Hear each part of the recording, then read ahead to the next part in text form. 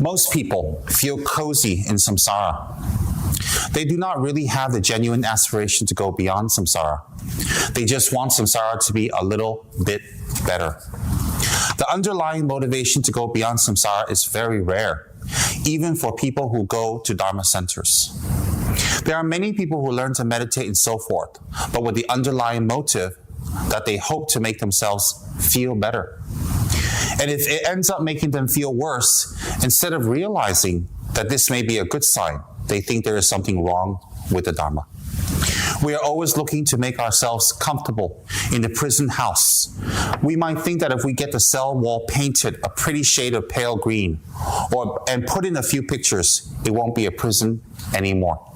Jetsuma Tenzin Pamo. So the first line, what she's saying is, most people feel cozy enough in samsara. They do not really have the genuine aspiration to go beyond samsara. They just want samsara to be a little bit better.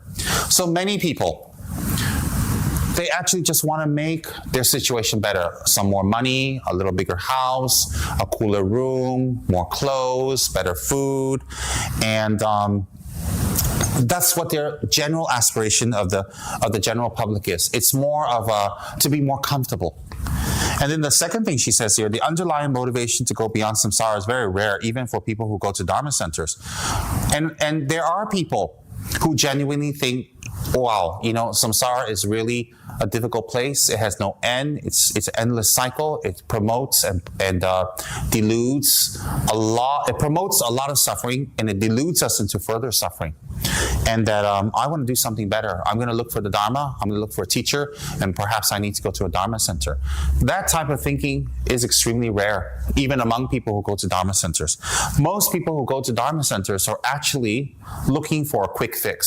Some are looking for a better way of dealing with guilt, a better way of dealing with their happiness or wealth, or they're looking for an easy way out of their problems, or a betterment of a situation, an improvement of the situation.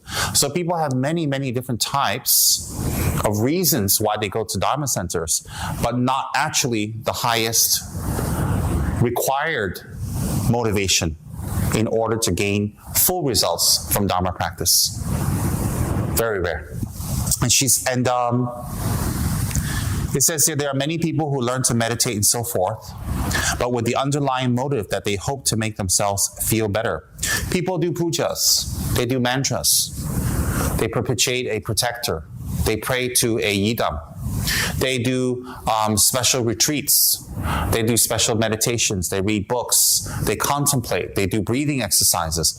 Very rarely do people use those Dharma practices and methods to gain a higher form of mind in order to conquer the samsara within them and around them.